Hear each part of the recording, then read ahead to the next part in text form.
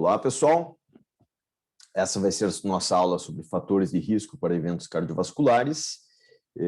Como vocês sabem, o nosso conteúdo está dividido em duas aulas. Essa aula e na segunda aula, que eu logo vou postar, vai ser a aula de dislipidemia e fisiopatologia de aterosclerose, tá bem? Essa é uma aula talvez um pouquinho mais rápida do que a segunda aula. Opa! Aí que está travada a passagem aqui. Vamos lá. Falar de fator de risco é falar um pouquinho de prevenção de doença cardiovascular. Afinal de contas, não tem como prevenir as doenças cardiovasculares se não for por um melhor controle dos fatores de risco. E o considerado pai da cardiologia preventiva foi um americano chamado Paul Dudley White. Ele, lá no século passado, ele começou com os conceitos da cardiologia preventiva. E vejam que interessante, já naquela época, ele falava o seguinte: um ataque cardíaco depois dos 80 anos é um ato de Deus. Antes dos 80 é uma falha da medicina.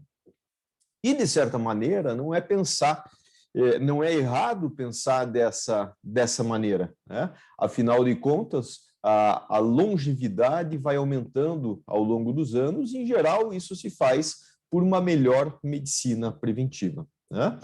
Aqui no Brasil, hoje, nós somos em mais de 210 milhões de pessoas e vivemos cada vez mais, né? Quando a gente olha a expectativa de vida do brasileiro ao nascer, ela vem aumentando. Olha lá, 1940, né? Que talvez seja a época em que os avós de alguns de vocês, né, nasceram, a expectativa média do brasileiro era em torno de 45 anos. E hoje nós estamos na faixa, esse último dado que tem aqui é de 2017, mas tem os dados de 2018 e 2019, e nós estamos na faixa dos 77 anos. É lógico que quando a gente fala em expectativa média de vida, isso é uma média, você pega todos os óbitos daquele ano, vê a idade média dos óbitos, e aí você tem a expectativa média de vida. É lógico que isso é um dado que não reflete muito bem a realidade, porque existem dois momentos onde o humano onde existe uma maior mortalidade. Logo no começo da vida, mortalidade infantil, impactada principalmente por condições socioeconômicas, né? E no envelhecimento, né? Então, o que acontece? Na verdade, se a gente olha, então, a expectativa média de vida do brasileiro lá em 2017 era 76 anos, maior na mulher, naquela época de 79 anos, quase 80, e no homem em 72 anos e meio, né? Mas existe um raciocínio diferente, que é o seguinte: se a gente pegar no Brasil homens e mulheres que cheguem aos 65 anos de vida, a expectativa é ainda maior. Tá? Por quê? Porque daí você já tirou aqui aquelas mortes próprias da mortalidade infantil, mortalidade por trauma, que acontece mais comumente nas faixas etárias mais jovens. Então, o brasileiro que chega aos 65 anos, a mulher brasileira que chega aos 65 anos, ela vai, em média, até os 85 anos. E o homem que chega aos 65 anos, ele vai, em média, até os 82 anos. Mas é óbvio que a vida de todos nós, infelizmente, um dia chega ao fim. E aí é importante que a gente entenda como morre o brasileiro. As doenças cardiovasculares são a principal causa de morte no Brasil há muitos anos. Os últimos dados oficiais que a gente tem são os dados do DataSUS de 2018, né? E esse número se mantém mais ou menos estável. São cerca de 360 mil mortes por ano por doenças cardiovasculares, né? A gente vê no gráfico aqui que existe uma certa oscilação entre as regiões brasileiras, mas em todas as regiões brasileiras a principal causa de morte é o grupo das doenças cardiovasculares. Tá? Quando a gente fala em doenças cardiovasculares, o que são essas doenças? São todas as doenças que estão no capítulo 9 do CID-10. O CID é a Codificação Internacional de Doenças. Então, todas as doenças cardiovasculares estão no capítulo 9. Quando a gente fala em doença cardiovascular, é qualquer doença que acometa ou coração ou vasos. Então, não necessariamente uma doença cardiovascular, uma morte cardiovascular é uma morte cardíaca. O indivíduo que morre de AVC é uma morte cardiovascular. O indivíduo que morre de ruptura de aneurisma de aorta é uma morte cardiovascular. Tá? Então, é um grande grupo de doenças. Quando a gente separa por causa específica de morte, a principal causa de morte no Brasil é a doença isquêmica cardíaca, infarto normalmente. E assim, ela está dentro desse grupo das doenças cardiovasculares. Tá? E em segundo lugar vem as doenças cerebrovasculares, que também, de certa maneira, é um grupo de doenças, porque a gente tem aqui AVC isquêmico, a gente tem aqui AVC hemorrágico, a gente tem AVC isquêmico de causa aterosclerótica, AVC isquêmico de causa embólica. Tá? Então, esse é um panorama da epidemiologia no Brasil. Tá? É lógico que essa epidemiologia vai mudar nesse último ano, quando nós tivermos fechado os dados agora de 2020. Né? Por quê? Por conta da Covid-19. Né?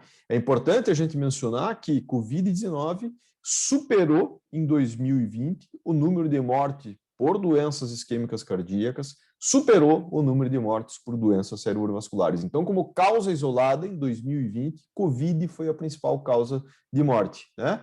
Não chegou, a gente não tem os dados oficiais ainda, mas a Covid isoladamente, possivelmente, não superou todas as mortes por doenças cardiovasculares. Mas veja, a gente está falando de uma doença específica, Covid-19, em comparação a um grupo de doenças. Né? Eu estou gravando essa aula hoje, domingo de Páscoa, e a gente está chegando nos 330 mil mortos. Então, se a gente pensar que a gente tem um ano de epidemia no Brasil, e o primeiro óbito foi mais ou menos nessa época, né? Um pouquinho antes, ali em março, fim de março, se não me engano, foi a primeira morte no ano passado. Então veja que não vai ficar muito diferente o número de mortes de Covid em um ano, né, das doenças cardiovasculares. Tá? No mundo todo, né, se a gente pega aqui, Covid não está nesse cenário ainda, mas infarto do miocárdio é a principal causa de morte, tá? Superando em muito o AVC. No Brasil, infarto supera AVC sempre por um pequeno número, tá? Mas no mundo como um todo, o infarto é a principal causa de morte, tá? Esse slide mostra um pouquinho o que aconteceu com a chegada da Covid no Brasil. Esse é um paper muito interessante, publicado por uma colega chamada Luísa Brandt, que é uma cardiologista de Minas Gerais, onde ela mostra o que aconteceu no começo da epidemia, né, com as mortes cardiovasculares no Brasil. E olha que interessante, o que a gente tem nesse gráfico aqui é o seguinte, o que a gente tem nas barras em laranja é o excesso de mortalidade cardiovascular inespecífica. O que é mortalidade cardiovascular inespecífica? São óbitos, em geral, que aconteceram supostamente de causas cardiovasculares fora do ambiente hospitalar. Tá? Então, olhem que impressionante, em todos os estados analisados, né, houve um grande aumento no número de mortes, cardiovasculares inespecíficas fora do ambiente hospitalar, ou seja, em casa, na maioria das vezes, né, em comparação com o ano anterior. Por que isso? Possivelmente as pessoas ficaram com medo de ir aos hospitais por causa da Covid-19 e acabaram menosprezando os seus sintomas e muitas acabaram morrendo em casa também. Tá? O nosso grupo de pesquisa, eu tenho alguns pós-graduandos, alunos de PIBIC, onde a gente está trabalhando nesses dados também. Tá? Muito bem. E como é que a gente previne a doença cardiovascular, as doenças cardiovasculares? E aqui a gente vai pensar principalmente em doença coronariana, né? Que dentro do espectro das doenças cardiovasculares, a doença coronariana é a que leva a maior número de óbitos, porque é o que leva a infarto do miocárdio. Tá? Quando a gente fala em prevenção, existem 3 níveis principais de prevenção. Primeiro, existe o que a gente chama de prevenção primordial. O que é prevenção primordial? Prevenção primordial é você estabelecer, você preconizar estilo de vida saudável, né? Em geral, para um grande grupo de pessoas, pode ser uma política pública para o país todo, né? Preconizando hábitos de vida saudáveis, ou seja, você está tentando prevenir com que essas pessoas desenvolvam os fatores de risco, aqui no caso, para a doença aterosclerótica. Então, você ensina que é importante manter um peso adequado, não fumar, manter uma alimentação adequada, fazer atividade física, Isso impede o desenvolvimento, ou pelo menos previne, de certa maneira, o desenvolvimento dos fatores de risco, hipertensão, obesidade, diabetes, né? E com isso você diminui a incidência da doença. Prevenção primordial. Existe uma outra forma de prevenção que nós chamamos de prevenção primária. O que é a prevenção primária? Prevenção primária é você tratar adequadamente um fator de risco que a pessoa tenha para prevenir a ocorrência de um evento cardiovascular. Aqui, veja, o conceito de prevenção ele se aplica em diversas outras patologias. Aqui a gente está falando de prevenção cardiovascular. Então, o que é prevenção primária na doença cardiovascular? É eu tratar o hipertenso, é eu tratar o diabético, é eu tratar o indivíduo que é obeso, fazendo com que ele reduza seu peso, é tratar a dislipidemia do meu paciente, ou seja, ele já tem um fator de risco, eu trato esse fator de risco para evitar que ele tenha um evento cardiovascular, seja um infarto, seja um AVC, uma oclusão de uma artéria periférica. Então, essa é a prevenção primária. É lógico, a maneira mais barata do ponto de vista populacional é fazer a prevenção primordial, evitar que as pessoas desenvolvam um fator de risco. É lógico que não é só uma questão ambiental, eu não consigo prevenir todos os casos, tem indivíduos que, por melhor que se cuidem, por mais que façam atividade física, cuidem do sal na dieta, cuidem do peso, que ainda assim vão se tornar hipertensos porque tem um componente genético. A mesma coisa na dislipidemia, a mesma coisa na obesidade, a mesma coisa no diabetes. Tá? Então, prevenção primordial é a maneira mais barata. Depois vem a prevenção primária, que é tratar o fator de risco. E aí vem também a chamada prevenção secundária. O que é a prevenção secundária? É eu trabalhar no indivíduo que já teve um evento cardiovascular, né, e para prevenir que isso volte a acontecer, certo? Então, por exemplo, no indivíduo que infarta, né, eu tenho que primeiro prevenir a morte desse indivíduo, dando um bom atendimento, colocando esse indivíduo para fazer uma angioplastia, abrir a artéria, esse indivíduo vai para a UTI, depois eu vou ter que tratar todos os fatores de risco para que ele não tenha o evento outra vez. Essa, então, é a chamada prevenção secundária, e essa, sim, é uma prevenção mais cara de se fazer, mas que deve ser feita também. Eu reduzo muitos óbitos, né, intervindo nessa população de prevenção secundária. Né? Existe, eu não vou colocar aqui, vocês vão achar em alguns livros também, o que a gente chama de prevenção terciária. Então, eu estou prevenindo as complicações no indivíduo que já teve o evento. Então, quando a gente tem aqui à esquerda da tela de vocês, o indivíduo fazendo exercício aqui, fazendo reabilitação cardíaca, aqui eu já estou falando de prevenção terciária. Eu estou tentando prevenir que ele desenvolva uma complicação, como, por exemplo, insuficiência cardíaca, após ter tido um evento cardiovascular, como um infarto do miocárdio. Tá?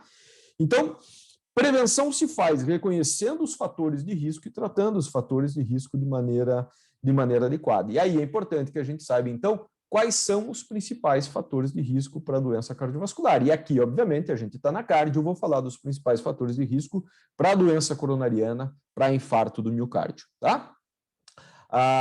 Foi feito um estudo publicado em 2004 pelo Dr. Salim Yusuf, que é o Dr. Salim Yusuf, ele é um epidemiologista cardiovascular, talvez o mais renomado no mundo hoje. Ele é um indiano, ele está numa universidade canadense já há muito tempo.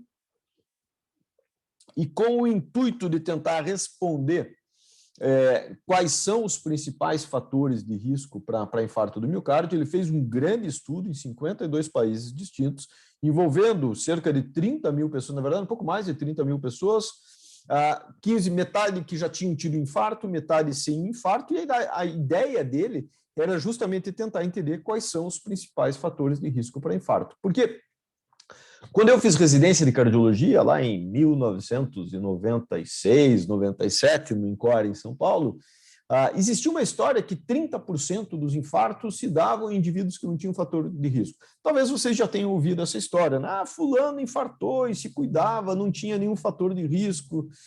Quanto por cento dos casos realmente as pessoas não têm fator de risco? Pausa para o café. Era essa a pergunta que o Dr. Salim Yusuf queria responder no Interheart. Basicamente, o que ele viu foi o seguinte: na média, né, 90% dos casos de infarto estão associados a algum fator de risco, ou a 6 fatores de risco, né, 6, ou ausência de 3 fatores protetores. Tá? Nas mulheres, até um percentual um pouco maior do número de infartos podem ser explicados por esses 9 fatores. Então, 6 fatores de risco ou ausência dos fatores protetores. Tá? Então, o que ele mostrou aqui foi o seguinte: 90% dos casos de infarto podem ser atribuídos a dislipidemia, tabagismo, diabetes mellitus, hipertensão, obesidade abdominal, ou seja, medida pelo aumento da circunferência abdominal, e fatores psicossociais, que a gente vai ver um pouquinho mais para frente o que quer dizer isso. Então, esses são os 6 principais fatores de risco.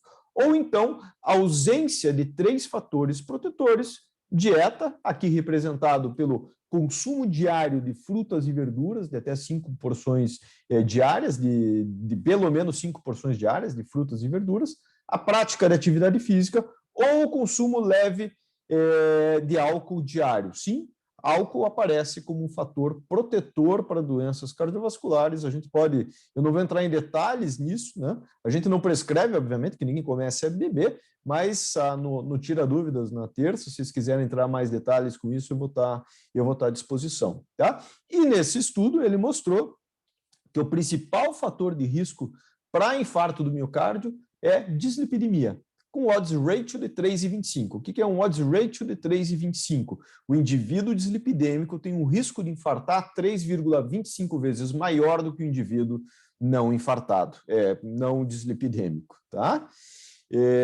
E olha esse número aqui embaixo, quando a gente vê esse 333,7, isso quer dizer o seguinte: se o indivíduo tiver todos os 6 fatores de risco, não fizer nada relacionado aos 3 fatores protetores de maneira extrema, né, esse indivíduo tem uma chance de infartar 333 vezes maior do que o indivíduo que não tem nenhum dos 9 fatores. Tá? Como dislipidemia é o principal fator de risco, é por isso que eu vou colocar numa aula separada, já com a questão da estratificação de risco cardiovascular. É interessante que nesse estudo eles fizeram um cálculo de uma variável que a gente usa em epidemiologia chamado risco atribuível populacional. O que é isso? Se a gente conseguisse, de alguma maneira, acabar com as dislipidemias, né, o número de infarto do miocárdio no mundo cairia em 49%. Ou seja, se eu acabasse com dislipidemia, eu reduziria pela metade o número de infartos no mundo. Tá? Então, eu vou passar rapidamente por alguns fatores de risco, alguns são abordados em outras disciplinas, como, por exemplo, o tabagismo. Imagino que na pneumo isso vai ser abordado, mas o tabagismo é um importante fator de risco para infarto também, aumentando no estudo Interheart o risco de infarto em quase 3 vezes. Tá? O número de tabagistas no Brasil, felizmente, vem caindo ao longo dos anos. Né? Se em 2006, 15% da população no Brasil fumava, esse número em 2017 caiu para 10%. Tá? Então, é uma redução bastante expressiva. E esse número, na verdade, ele vem caindo muito ao longo dos anos, em especial depois da instituição das leis anti-tabagismo, que já tem bastante tempo. Tá? Lembrando que isso, alguns, possivelmente vocês não lembrem, mas antigamente era permitido fumar em qualquer lugar. Você pegava avião, as pessoas estavam fumando. Né? Foi uma grande evolução quando colocaram todos os tabagistas na parte de trás da aeronave. O grande problema era que o ar-condicionado reciclava o ar, ou seja, 15 minutos depois do voo começado, a fumaça do pessoal de trás já estava passando por todo o avião. Você entrava em restaurante, você estava almoçando e a pessoa da mesa do lado estava fumando e não tinha problema nenhum, isso era permitido. Né? No mundo todo, as leis antitabagismo tiveram um grande impacto, na verdade, no número de tabagistas. Tá? Quando a gente olha prevalência de tabagismo nas capitais brasileiras, Curitiba não é um grande exemplo. Curitiba, que é um bom exemplo para muitas coisas nesse país, não é na prevalência de tabagismo. Segundo os dados do Vigitel, de 2017, né, Curitiba é a capital brasileira onde mais se fuma, tá? Tanto entre homens quanto entre mulheres. O Vigitel, só para vocês saberem, o Vigitel é um programa de vigilância dos fatores de risco feito pelo Ministério da Saúde, só que o grande problema do Vigitel é que ele é um levantamento telefônico, né? Então, eles fazem uma amostra aleatória, né, e ligam para as pessoas para perguntar quanto aos fatores de risco. Quantas pessoas moram na casa? Moram 4 pessoas. Quem são? Fulano, fulano, fulano. E o seu João, que mora aí, fuma? Então, conta lá que fuma, né? Qual que é o problema desse tipo de levantamento? Porque você tem que acreditar no que a pessoa está falando, né? Tabagismo, a pessoa vai falar se fuma ou não fuma, mas, por exemplo, pressão alta, né? O grande problema nesse tipo de levantamento é que se o indivíduo é hipertenso, mas não sabe, ele vai te dizer que ele não é hipertenso, tá? Então, aqui o Vigitel, a gente sempre diz que são dados autorreferidos, e isso tem que ser visto com uma certa desconfiança sempre, tá? Só lembrando que não é só o cigarro tradicional que aumenta o risco cardiovascular, né? Outras formas, como narguilé, por exemplo, que muitos são fãs, né? E cada vez mais as evidências de que os cigarros eletrônicos também estão associados, talvez não com doença cardiovascular, mas com problemas pulmonares, tá? Lembrando que não existe seguro consumo de nicotina, né? Existia, quando surgiram os cigarros eletrônicos, uma dúvida muito grande de qual seria o impacto do cigarro eletrônico, porque no começo se viu a possibilidade do cigarro eletrônico ser uma tentativa de ponte para o paciente parar de fumar, né? E hoje o que a gente sabe é que na população jovem isso pode ter um efeito contrário. Muitos jovens começam com cigarro eletrônico e aí migram para o cigarro tradicional, tá? Então, em geral, né, se for qualquer coisa inalatória, que se solta fumaça depois, fica longe, tá? Outro fator de risco importante, a gente vai discutir na cardiologia com muito mais detalhe nas 2 semanas de onde a hipertensão vão ser o tema, né? Mas a hipertensão aumenta muito o risco de infarto no miocárdio. Se colesterol alto triplica, né? ou seja, aumenta em 300% o risco de infarto, hipertensão aumenta em mais de 90% o risco de um indivíduo infartar em comparação ao não infartado. O grande problema da hipertensão, como eu mencionei na questão do Vigitel, é que muitos indivíduos não sabem que são hipertensos. Eles são hipertensos e não sabem que são hipertensos, né? Todo tabagista sabe que ele é tabagista, porque é ele que acende o cigarro dele, mas o hipertenso ele não sabe. A estimativa da Organização Mundial de Saúde é que, no mundo, 1 em cada 3 adultos sejam hipertensos. O grande problema é que, nessa mesma estimativa, de cada 3 adultos com hipertensão, só 1 sabe que é hipertenso, né? E pior, de cada 3 adultos tratando a hipertensão, só 1 está tratando de maneira adequada a pressão arterial, tá? O outro fator de risco importante, demonstrado no estudo Interheart, são os chamados fatores psicossociais, que no Interheart o que se viu foi um aumento no risco de quase 3 vezes na chance de infartar, né? O que são fatores psicossociais? E aqui é interessante porque não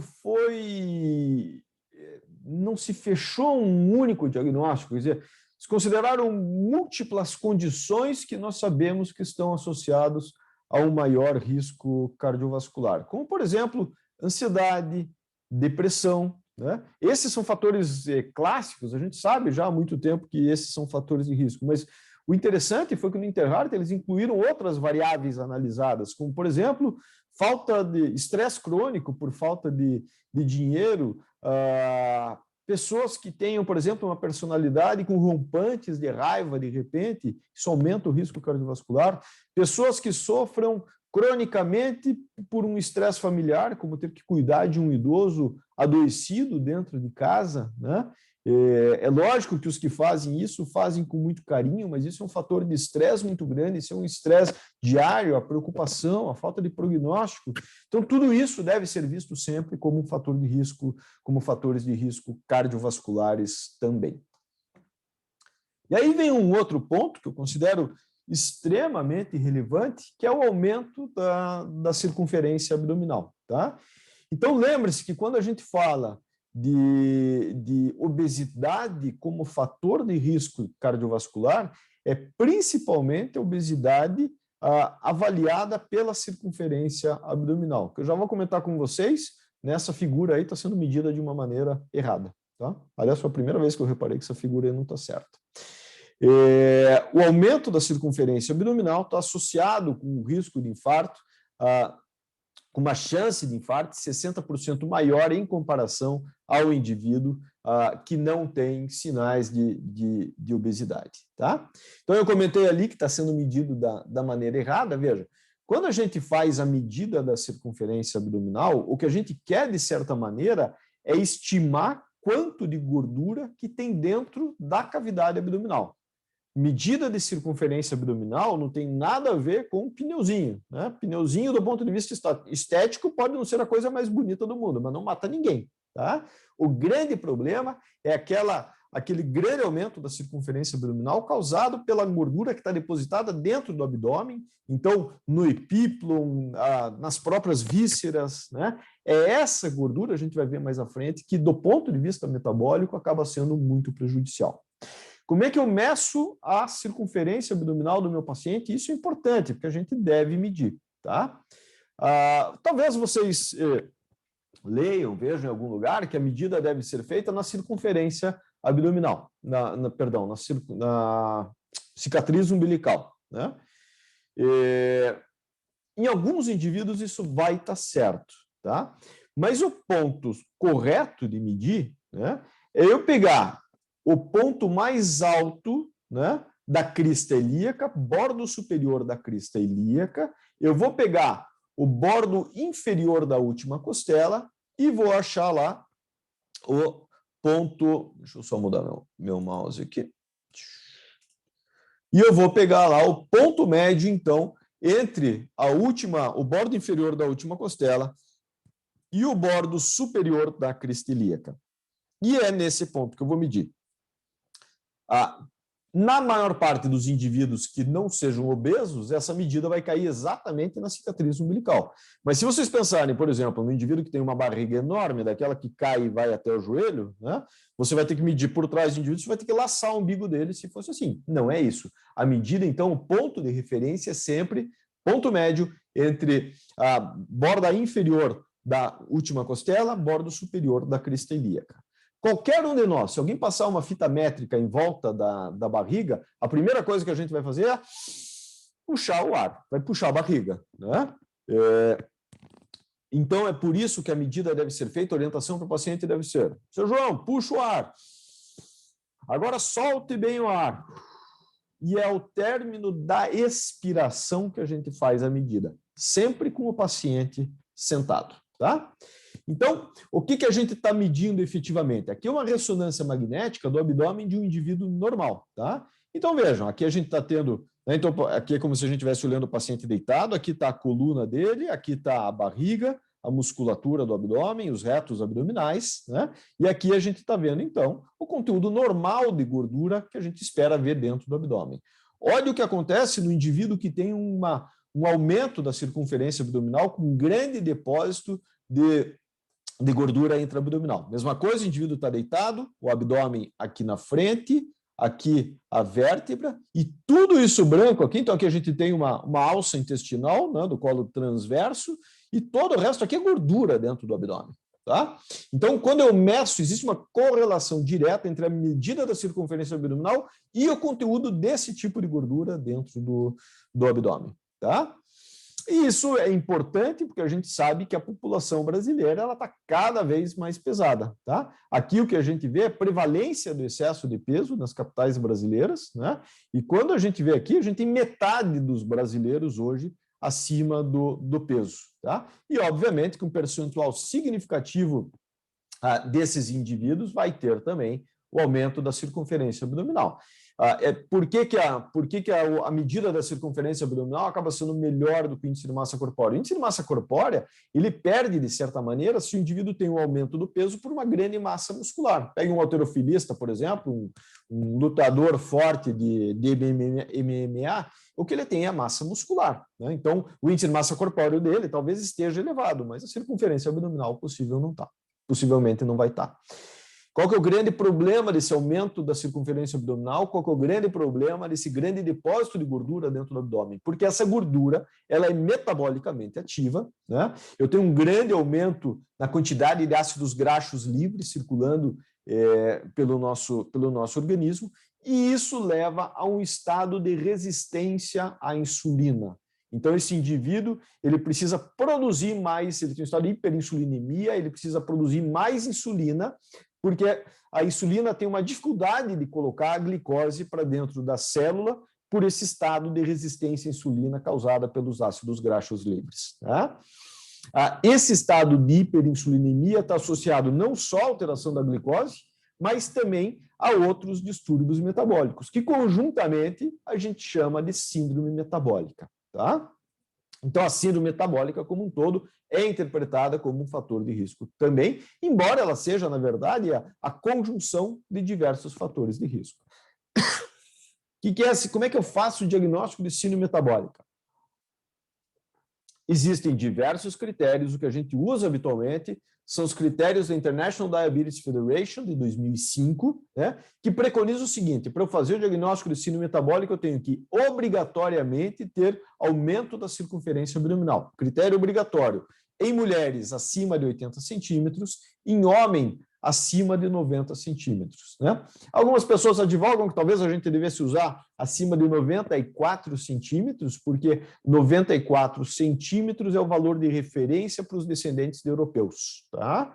Mas o que se preconiza é que aqui no Brasil a gente use os valores de referência para ameríndios, então seria homens acima de 90 centímetros, mulheres acima de 80. Então o diagnóstico se dá obrigatoriamente com o aumento da circunferência abdominal associado a pelo menos 2 outros fatores, seja aumento da glicemia de jejum, maior ou igual a 100, aumento do triglicerídeo sérico, maior ou igual a 150, HDL baixo, abaixo de 40 para homens, abaixo de 50 para mulheres, ou hipertensão, pressão arterial acima de 130 por 85, ou já em tratamento da hipertensão. É lógico que se eu tenho um indivíduo que eu já sei que ele é diabético, ele está tomando remédio para o diabetes, e a glicemia está normal, ele vai entrar no critério também, porque a glicemia só está normal porque ele já está tomando remédio para controlar a glicemia, ou seja, a glicemia de base desse paciente é elevada. Tá? E assim a gente faz o diagnóstico da síndrome metabólica. E aqui eu já dei, então, a porta de entrada para a gente entrar na questão do diabetes, que é um outro fator de risco extremamente importante e que aumenta a chance de infarto em 2 a 3 vezes em comparação ao indivíduo não diabético. Falei que na população em geral, 30% aqui no Brasil morre de doença cardiovascular. Quando a gente olha o indivíduo diabético, a mortalidade cardiovascular nos diabéticos chega em torno de 60%. Tá? E aqui a gente tem um grande problema, que a prevalência do diabetes tem aumentado muito nos últimos anos, principalmente nos países mais pobres, que a gente vê aqui em vermelho, né? Que é onde mais rapidamente cresce. Ainda não é onde nós temos a maior prevalência, né? Mas é onde mais cresce nos últimos anos. Tá? E aqui a gente tem uma situação que é cruel. Então, a prevalência do diabetes vem crescendo mais justamente nos países que vão ter menores ou piores condições de fazer o controle dessa epidemia. Né? Qual que é a prevalência no Brasil? Cerca de 10% das mulheres são diabéticas, cerca de 8% dos homens são diabéticos. E o que a gente vê aqui no meio é o seguinte, é um dado muito importante, que a prevalência do diabetes cresce com mais velha faixa etária que a gente olha. Se a gente pegar no Brasil os indivíduos acima de 65 anos, mais de 1/4 desses indivíduos são diabéticos. Tá? Então, ele já tem o fator de risco pelo fato de ter mais idade, e aqui o diabetes é mais prevalente também. E aqui um outro cenário que é bastante cruel, que é que a prevalência do diabetes é maior no Brasil, justamente na população que menos estudou. Né? Quanto mais tempo de estudo a população tem, menor a prevalência do diabetes. Então, reflete um pouco aquele cenário que a gente comentou, de que o diabetes tem justamente um impacto maior, uma maior prevalência nas populações menos privilegiadas e com menos condições de lidar com suas complicações. Tá? De maneira geral, esse é um dado muito interessante. Isso aqui foi feito por um grupo britânico, né, que olhou a questão da expectativa de vida do diabético. Aqui são dados de quase 1 milhão de pessoas que já foram incluídas em 97 estudos prospectivos. E o que a gente tem aqui são os anos de vida perdidos no diabético em relação ao indivíduo não diabético, né? Seja por mortes não cardiovasculares, que a gente vê em cinza, seja por mortes cardiovasculares, que a gente vê em vermelho, né? E olhem que interessante essa estatística. Em média, uma pessoa de 50 anos diabético sem antecedente de doença cardiovascular morre 6 anos mais cedo do que uma pessoa não diabética. Então, se eu conheço um indivíduo que tem 50 anos de idade, ele tem diabetes, e aqui a gente está falando principalmente de diabetes tipo 2, né? É o diabetes tipo 2 que está mais associado com as complicações macrovasculares. O diabético tipo 1, né, que é aquele que usa insulina desde cedo, ele tem principalmente complicações microvasculares, retinopatia, nefropatia. Mas, enfim, o indivíduo que chega, um diabético, aos 50 anos de idade, que não tem nenhuma doença cardiovascular, na média, ainda assim, esse indivíduo vai morrer 6 anos mais cedo do que uma pessoa não diabética. E quando a gente olha a incidência de morte a incidência de infarto no diabético, existem dados muito interessantes. Esse é um estudo clássico, isso aqui está publicado já em 1998 por um médico americano, que é o Dr. Hafner. O Dr. Hafner fez o seguinte, ele pegou indivíduos não diabéticos e indivíduos diabéticos para olhar em 7 anos qual era a incidência de infarto. E dentre os diabéticos e não diabéticos, eu peço desculpas aqui porque as colunas não estão refletindo as cores da legenda, depois eu preciso arrumar isso, acho que desconfigurou.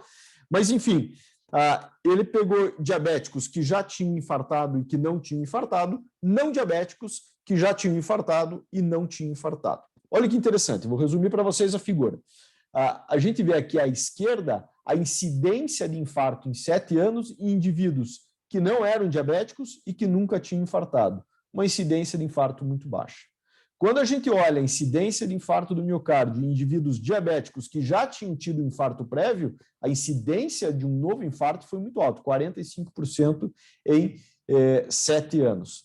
Mas aqui tem um ponto muito interessante, o mais importante. Quando ele olhou os indivíduos não diabéticos, mas que já tinham infartado, essa incidência ficou próxima de 20%. A gente sabe que ter tido um infarto é um fator de risco importante para ter um novo infarto, né? Esse indivíduo já está em prevenção secundária.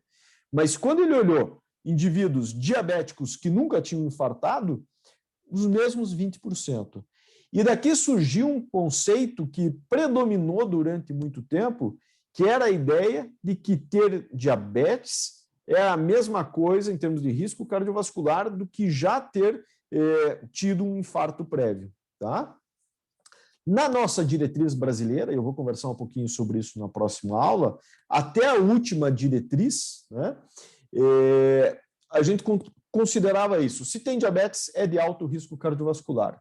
Mas é lógico que existem diabetes e diabetes. Uma coisa é o indivíduo ter o diabetes diagnosticado há 6 meses, um diabetes inicial, e a outra coisa é ter um diabetes de 20 anos de evolução. Então, o que a gente sabe hoje é que o risco de infarto está diretamente associado, entre outras coisas, com o tempo de evolução do diabetes. Então, a gente vai ver lá na atualização da 5ª diretriz, até a turma passada a gente trabalhava com a outra diretriz e trabalhava com o conceito de que ter diabetes era sempre um indivíduo de muito alto risco. Hoje não, a gente separa, existe de certa maneira como estratificar um pouco o diabético para avaliar o risco cardiovascular dele, tá?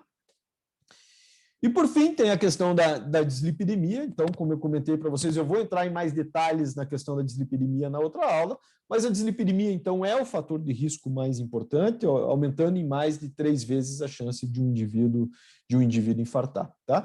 E essa história de colesterol como fator de risco para doença cardiovascular, ela é muito antiga, tem mais de um século já, tá?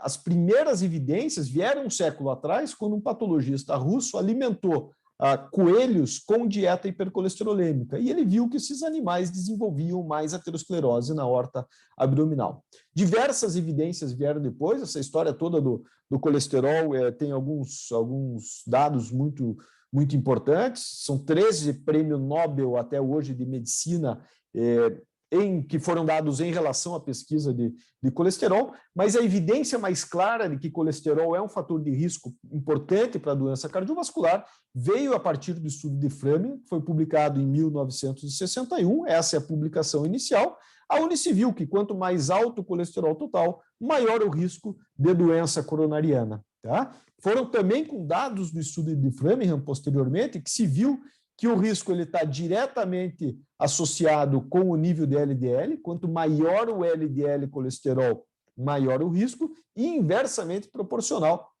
ao HDL. Quanto maior o HDL, menor o risco, quanto menor o HDL, maior o risco. Então, o estudo de Framingham foi um marco, na verdade, nessa evolução. E hoje a gente sabe, ninguém discute, tirando fake news de WhatsApp, né, ninguém mais discute que colesterol é um fator de risco muito importante. Esses são dados de uma meta-análise de 61 estudos que mostram que mesmo quando a gente pega, por exemplo, uma população octogenária, quanto mais alto o colesterol, maior o risco de doença cardiovascular. Tá?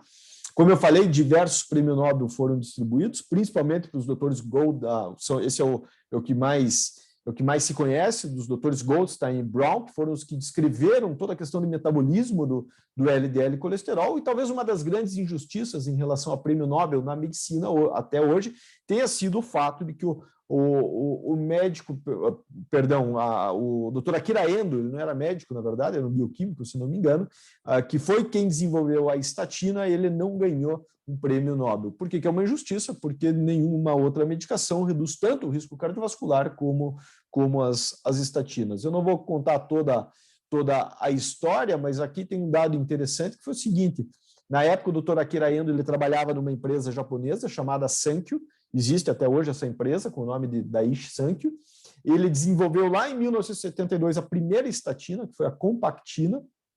Esse projeto foi compartilhado com uma outra empresa, com a Merck, que hoje se chama Merck Sharp Dome. A Sankyo testou a Compactina em doses muito altas em cachorro, e o que se viu foi que desenvolvia linfoma em cachorro. E a Sankyo, por algum motivo, achou então que não valeria a pena o risco e deu todo o projeto para Merck, de mãos beijadas. E a Merck desenvolveu então a Lovastatina, que foi a primeira estatina então que entrou no mercado.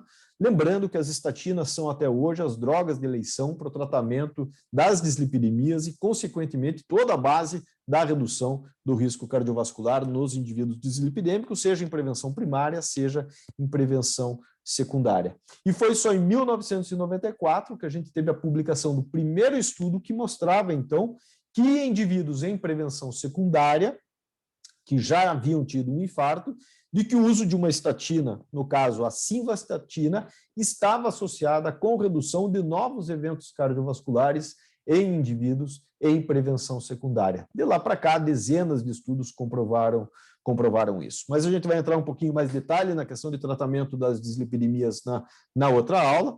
Então, a gente vai ficar por aqui na questão dos fatores de risco, lembrando também, obviamente, talvez isso seja o mais importante, é que existem fatores que são protetores. Consumo, dieta adequada, consumo de fruta e verdura diário, prática de atividade física, e lembrando que existe um efeito benéfico do álcool na prevenção de doença cardiovascular, mas lembrando sempre que nós, como profissionais de saúde, nunca vamos recomendar que alguém comece a beber só para fazer prevenção de doença cardiovascular. Mas se perguntarem, é verdade que uma taça de vinho por dia reduz o risco de doença cardiovascular? Sim, é verdade. Parece que não é só o vinho, existe um efeito benéfico que é do álcool, então pode ser o equivalente de outras bebidas. Em geral, 30 gramas de álcool para o homem, diário, 15 gramas para a mulher. Isso seria 2 taças de vinho, 2 copos de cerveja para o homem, metade disso para a mulher. Reforço, nós, como profissionais de saúde, nunca vamos recomendar que alguém comece a beber. O que a gente vai fazer sempre no indivíduo que já bebe é pedir que adeque, então, o consumo, né, desde que isso seja permitido por outras condições de saúde. Certo, pessoal? Continuamos na outra aula depois. Um abraço a todos.